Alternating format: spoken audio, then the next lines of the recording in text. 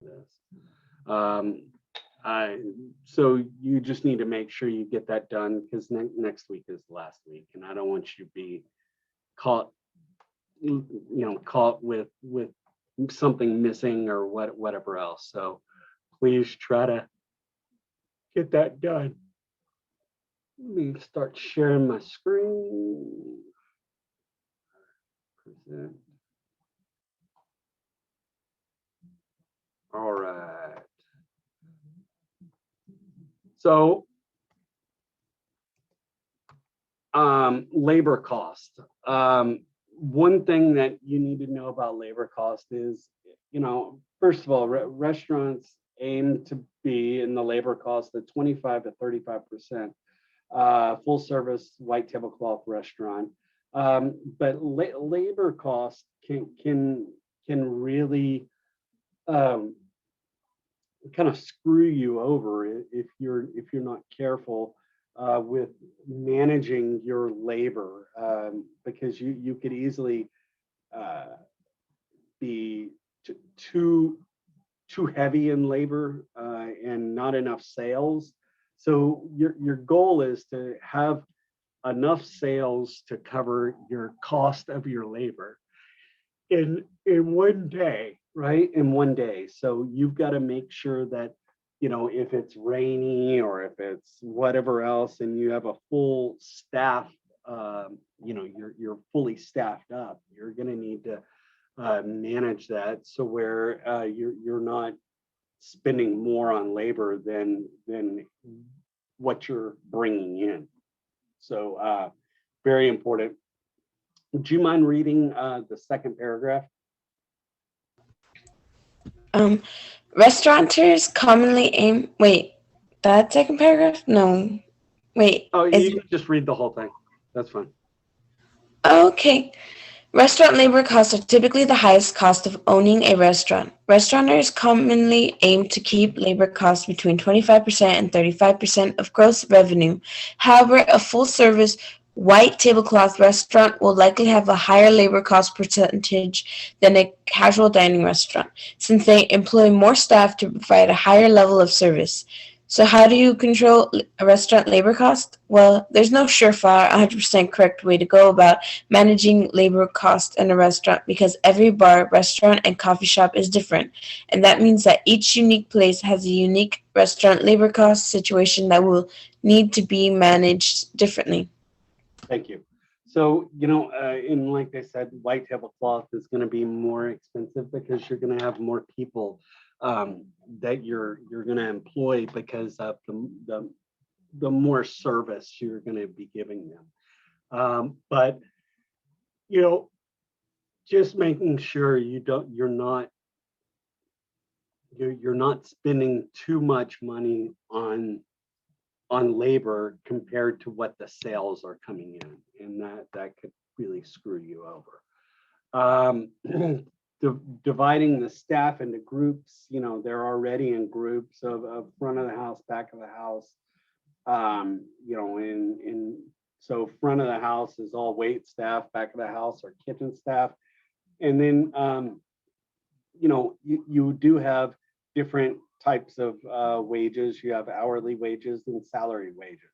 So those are the different kind of classifications and different groups. Kitchen staff also has dishwasher, manager, staff, and then you at front of the house you have bartender, hostess, or host, and then you have also you have like food runners, you have bar backs, you have bartenders, you have people that are going to clean the tables, all of that sort of stuff. So those are kind of different sections of it, but managing those individuals. What percentage of sales should labor be? Do you mind reading this one? Sure. Calculating labor as a percentage of sales can be useful, but determining staff productivity solely on the basis of labor as a percentage of sales doesn't give you the detail needed to identify areas for improvement. For example, let's say company policy is for labor as a percentage of sales to be 27% or less. Okay. So you just want it you want it less than the sales. Okay. So identifying labor. Let me just see. Let's see.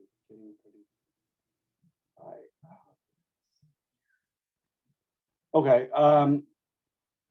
So what I need you to understand is um, trying to make sure you're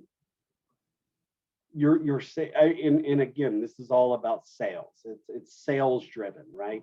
So if you don't have as much sales, right, you don't need as many people. So you need to manage that percent, right? So just making sure the amount of people you need is the exact amount of people you need to produce and to manage that. You don't want to be heavy in employees, like you don't want to be overly employee, have too many employees, and when the sales are not good. Now, a lot of times what happens is I will send people home. If my sales are not good and for that day, I might send some people home early. And that's very common, in the industry of getting sent home early. If the sales are not comparable and I'm heavy in my employees. So managing that is so important. Um, you know, each is, do you mind reading this one real quick?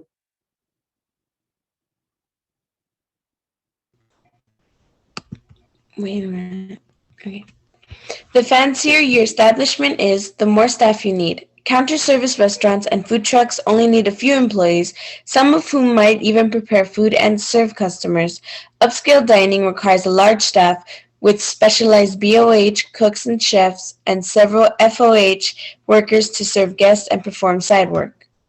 And BOH is back of the house, in front of the house.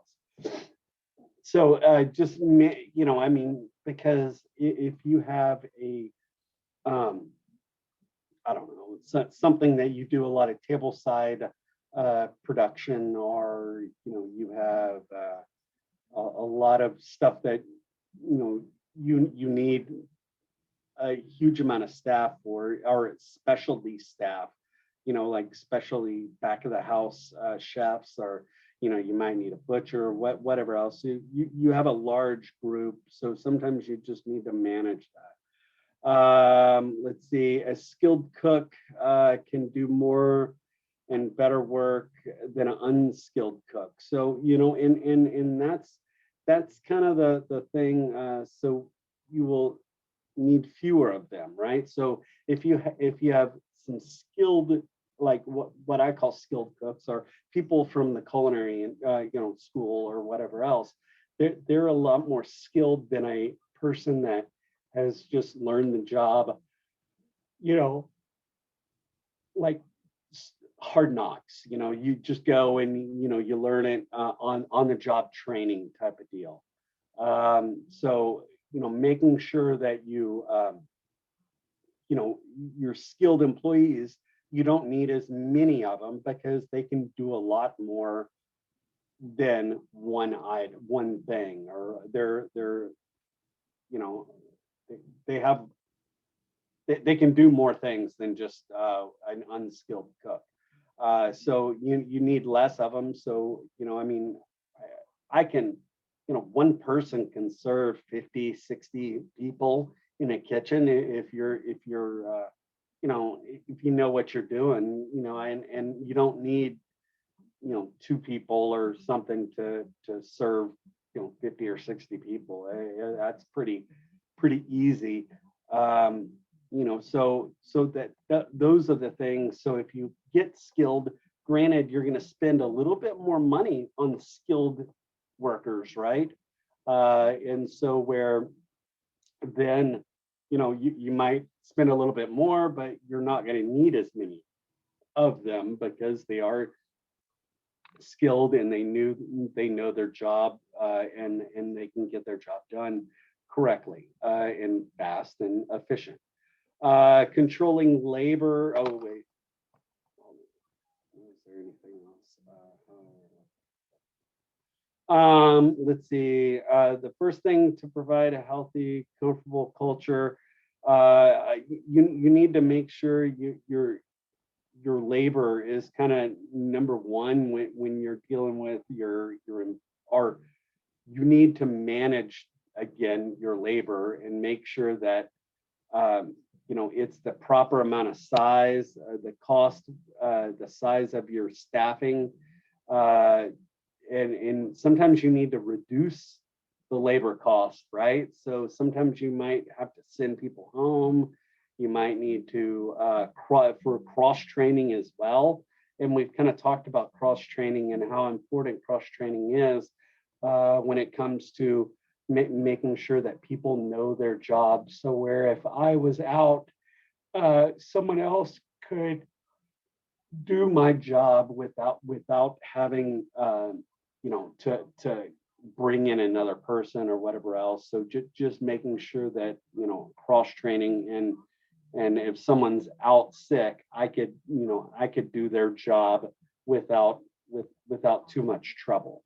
So making sure that you do that, you cross train your waiters and waitresses and all of that to do the bar, to do all the tasks that need to happen. So where if you do need to send people home because your sales, you're not having as much sales and you have too many people on the floor or in the kitchen and nothing for them to do, you do need to figure out a way for your employees to know how to do their job, and cross training is so important.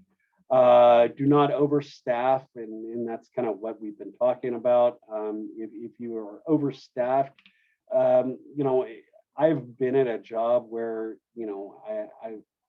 they had too many employees, and people were just kind of you know not doing not doing as much work as they should be doing. They a lot of times, if they had free time, I could find them just sitting around doing nothing. So you need to make sure you manage that and not overstaff. I would much rather be just a little bit understaffed than overstaffed, because sometimes when you're overstaffed, your employees will steal time in a way of not be as productive, because they know that there's a lot more people and someone else will maybe pull more of the weight or whatever else. So making sure that you're not overstaffed, in that's especially when it's slow. Send them home.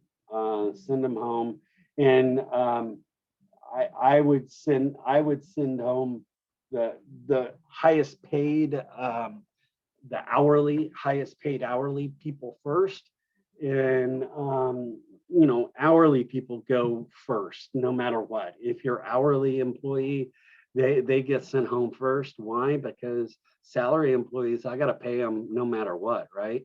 Their salary, if their salary, they're going to get paid if they work or if they don't work. So making sure that if if I need to cut people or send people home, the people that are going to be there are the hourly employee. I mean, the salaried employees only, because I'm going to have to pay them no matter what. So let's get my money's worth out of them. let's see, overtime, and talking about reducing overtime and other overage things, making sure that you um, do not like I never scheduled my employees. Granted, they would get 40 hours. They would get 40 hours, but I would never schedule them for 40 hours. I would always schedule them for like 30, 35 hours, 36 hours, whatever else.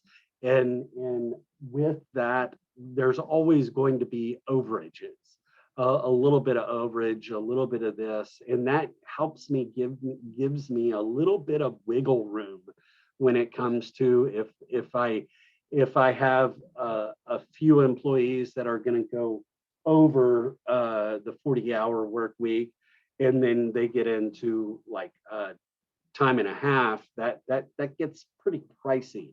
So you need to, and I would always make sure I hit that 40 or just a hair under 40 hours. Then it, if I need anybody else to work longer, I would make my salaried employees work longer because I don't have to pay them overtime. So that's kind of a big deal, making sure that because time and a half, man, that will suck you dry after a while. That will, I mean, that's a lot of money. And they've got to be, that means I've got to be doing basically double the amount of sales to be able to pay that employee. So that's pretty pricey. So that's why most companies and most places, unless it's during Christmas time or holiday time, or like during South by Southwest, or when their sales are just through the roof, they can let that OT happen a little bit more. But no matter what, I would always make sure, if if you're hiring, you can hire part-time employees, full-time employees, and that helps balance everything out, right? So, part-time employee, I don't, how many hours does a part-time employee really do? Does anybody know? 19 hours? Yeah, 19 to 20 hours. Um, so, so making sure that you have a good kind of spread of maybe bringing in part-time employees and instead of having full-time employees, because part-time employees you'll never hit the 40-hour threshold because that's just never going to happen. So you can hire a lot more part-time employees, and then that can help you manage so where you're not going to ever really pay OT, and that's important. Um, you know, um, all right, go ahead and read this one, please, if you don't mind. Mm-hmm. Reduce labor costs by optimizing schedules. The restaurant owners know this challenge all too well. Either their business schedules too many employees during hours that don't generate enough sales, or don't schedule enough staff to support spikes in customer traffic. Both situations can hurt the business by killing profit margins, and the latter hurts the customer experience. Thank you. All right. So it messes up the profit margins and all of that, but that is it. Calculating labor costs. Let me see this video. See what this means.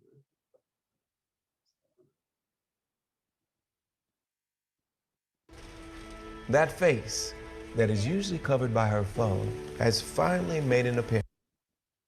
Boss.com, and Today we're going to talk about labor cost. The last few posts I've put up have been a little fluffy, less hard skill, more kind of theoretical and restaurant management and all that mumbo jumbo. And actually, if you get to know me a little bit, as much as I love that style and I think those are so important, I am very, very much a numbers guy. You can't operate a profitable restaurant unless you know where your dollars are going, unless you know where your pennies are going.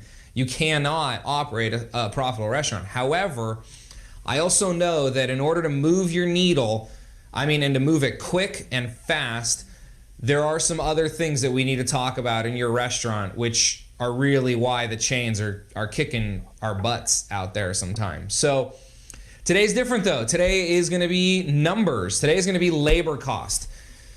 If you're not already familiar with my thoughts on prime cost and how important prime cost is for your restaurant, please go ahead and have a look around my website. Somewhere on here, I have it featured. I have a 3-part series that's titled Why Food Cost Isn't the Most Important Number in Your Restaurant, something like that. I change the title once in a while, but basically it's a prime cost program. And I talk about why I only care about prime cost in your restaurant. However, labor cost is one of those components. So we're gonna just quickly today talk about labor in your restaurant and a management theory that you can't expect what you don't inspect. You can't expect what it is that you don't inspect. So today we're going to talk about a very, very quick way to inspect your labor. If you're not currently using any kind of daily labor tracking system, program, spreadsheet, whatever it is, this is where I want you to start. It's extraordinarily simple. There is a lot missing from here. But if you're not even tracking labor on a daily basis, start with this. Build a very simple Excel spreadsheet. Monday through Sunday, total, front of the house, back of the house. You might have another category. Maybe you want bar here. Maybe you have bar and catering. You know your restaurant better than I do. But just for simplicity, front of the house, back of the house. Now, let's assume that on Monday, you ran $500 in front of the house labor and $500 in back of the house labor for $1,000. Okay. Now, depending on what your labor cost goals are, and you may not even have labor cost goals at this point, and that's fine. If you don't, go ahead and shoot me an email. Let's talk about that a little bit or do a little bit more research. Again, look at my prime cost video because it's going to be really important. But here's the thing to keep in mind. Now you know you did $1,000 in labor today, and you'd probably put a sales category or something here. But let's assume you did $3,000 in sales that day. Quick math means you're running a 33% labor cost. That may be great. I don't know. That may be horrible for you. I don't know. I get so many questions. Is this a good labor cost? Is this a good labor cost? Is this a good food cost? Watch that training series. I'll talk about all that. I don't know. But that's the reality. And that's not actually including your taxes and your insurance and your benefits and all that. And we'll get to all that later. Again, I told you this is very simple. I just want you to start tracking it. We can get into more details later. The point is though, let's assume 33% is high for you.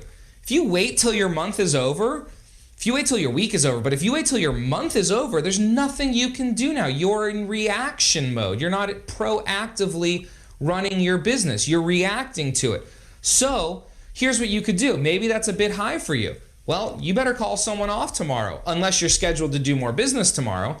But this way, if you're tracking labor on a daily basis, when you start coming into your busy Friday, Saturday, Sunday, then you can start making adjustments throughout the week to make sure that you hit whatever your goal is. I don't know what your goal is, but make sure that you are inspecting labor daily and make sure that you're active, that you're calling people off, that you're calling people in, that you're running where you need to be.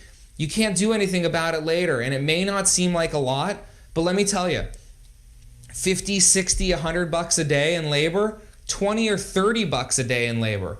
Let's take $10 a day in labor. If you could shave $10 a day in labor, that's $3,650 at the end of the year. That's a trip to Hawaii. That is a trip to Hawaii. Is it worth the 10 minutes a day so that way you can go to Hawaii next year? Save $20 a day on labor. That's a trip for you and your spouse to Hawaii. Save $50, you're taking the whole family to Hawaii and all you had to do was save $50 a day. I can't tell you guys how important this is. Track your numbers on a daily basis, know where you're at. Even if you don't know what to do with them yet, contact me. We can figure that out. But start tracking them. Simple, simple, simple. That's fine. I know Guys, that's the most important thing. there's stuff missing here. To remember is just that little bit of money, that little bit of stuff that really does make it so much easier, and you'll make so much more money if you do that. Let me see what this one is. I can't remember. It's been so long. What I love about the pizza business, restaurant business, is that, you know, I mean, I'm able to do something that I really enjoy, and that's make pizza. I love making pizza. Making pizza is not how you make money. Making pizza is a hobby. You're not going to get rich, and you're not going to pay your bills. You're not going to support your family making pizza. You'll do that running a business. I needed an actual business plan, and I needed projections, financial projections. I needed the whole package. And then I've never done that before. The financial projections, spreadsheets that restaurantowner.com has are just second to none. The business plan template is perfect. And That's not the one I was looking for, sorry.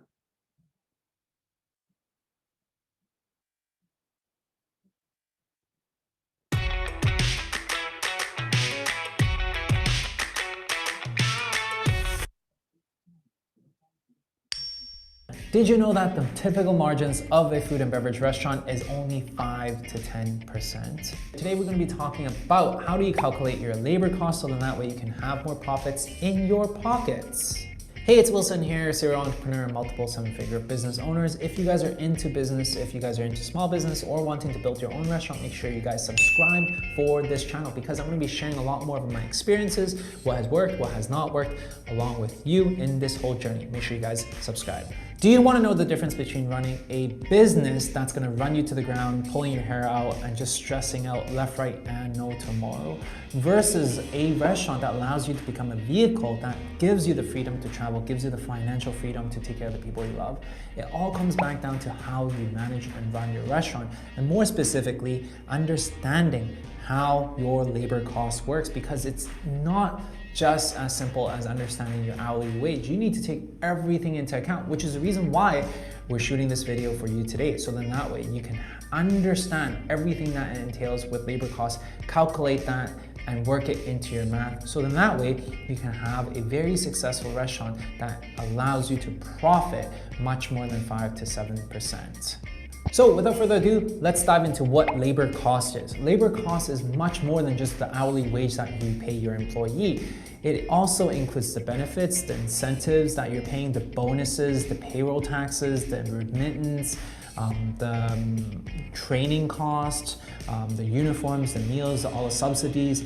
At the end of the day, it is a huge chunk of expense if you do not, and if you're not aware of that. So it is our responsibility to make sure that we work this whole cost into the math, so then that way there are no hidden things that are pulling us behind.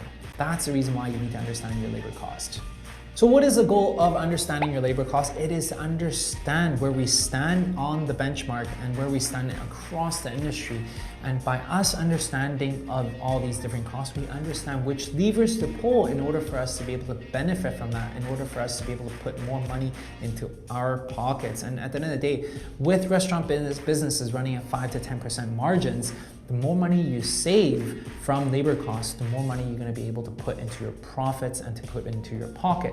That's the goal of us understanding labor costs, is to understand the full picture. Too many people venture into the business world without understanding their numbers, and that is a big no-no. So now that we understand what is labor costs and the importance of labor costs, we're going to talk about how are you going to be able to calculate your labor costs. And there's two ways to this. First, labor costs as a function of sales. Second, labor costs as a function of your total cost. The first way to calculate labor costs is as a function of the revenue. As we stated, these are the different labor costs involved: wages, training, benefits, sick row, sick days, insurance, all these different things. I like to bundle them all up together because I don't want these to fall between the cracks as a miscellaneous item in my books, because once it becomes a miscellaneous item, I don't know where to categorize it and I don't know which levers to pull. That's the reason why I put them all together as labor costs. Now that you understand the amount of money and the expenses that you put into labor, then you can divide that by the total revenue per year.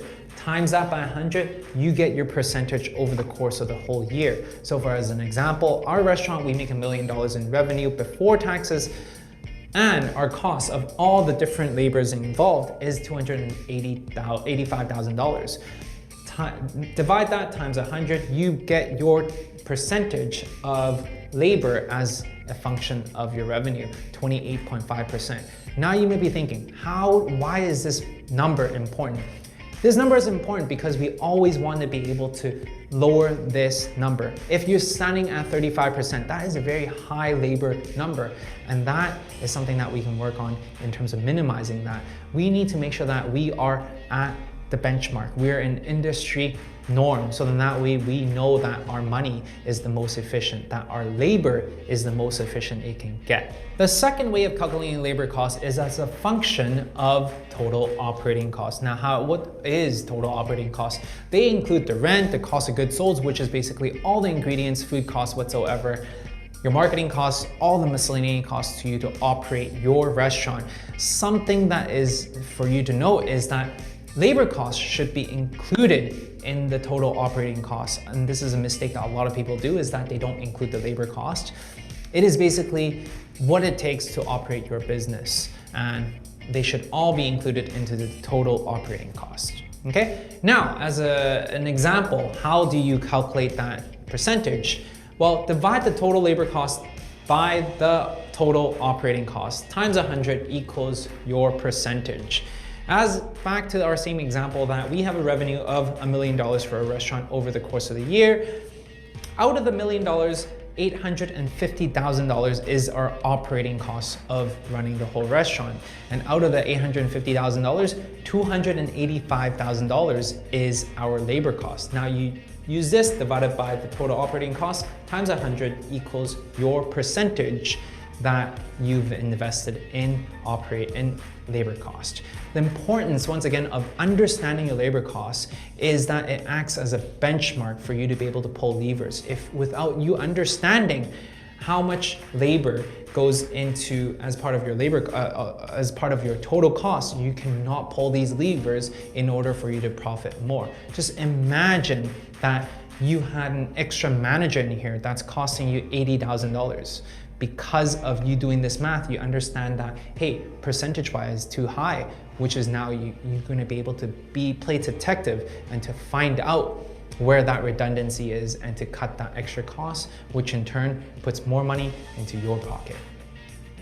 So there you go. How do you calculate labor costs? It is super important for us. All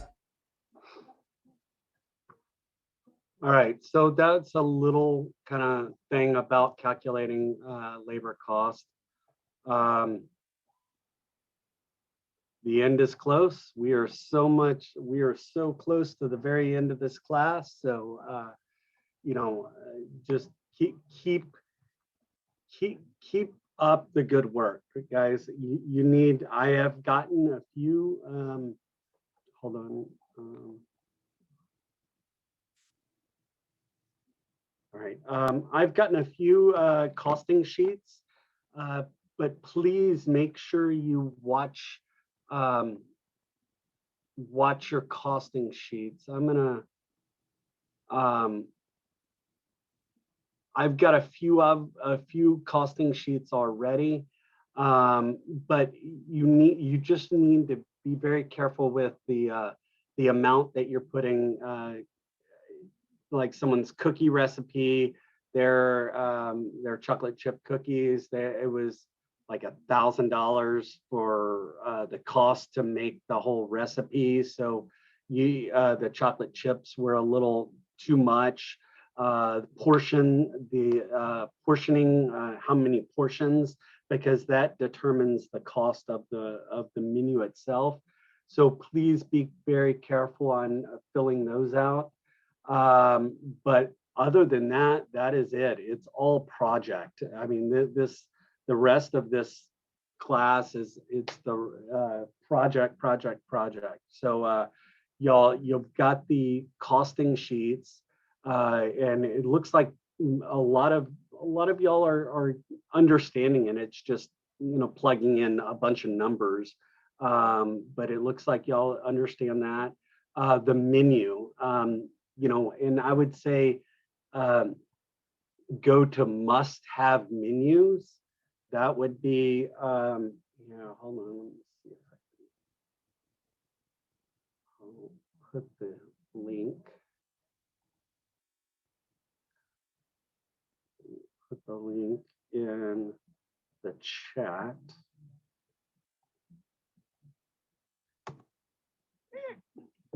Okay, so I put the must-have menu website in the chat, so you can be able to create a menu and send it to me. But I first need to I need to make sure that your costing sheets, you've gotten those done, and then you can do your menu.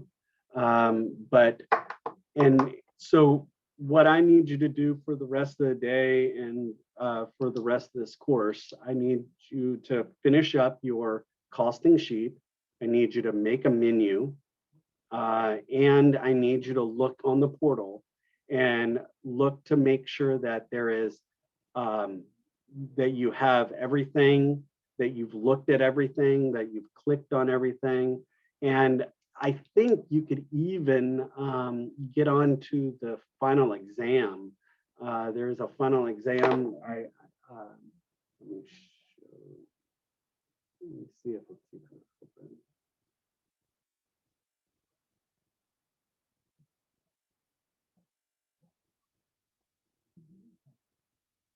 Week 6. Oh, here, let me share.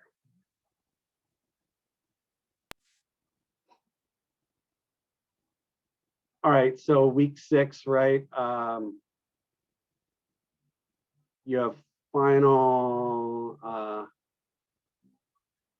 exam right here. So everybody see that? You can click on that. February 13th. All right, you know what? I'll open this up here. Let me. Oh, there's no questions.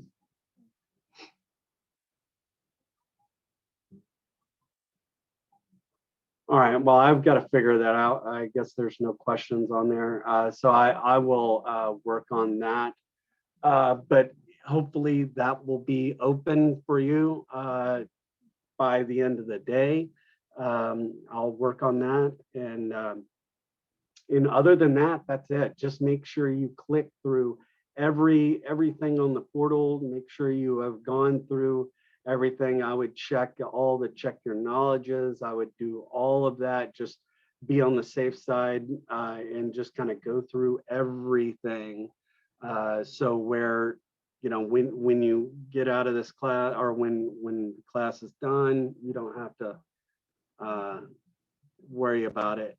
And any questions, problems, or concerns? We good? Rock and roll. Y'all have a great day. You too, Chef. Take care. Hey, you as well. See you later, Chef. Bye, guys. Chef. Have Hey, a good hey. day, Chef. All right, you as well.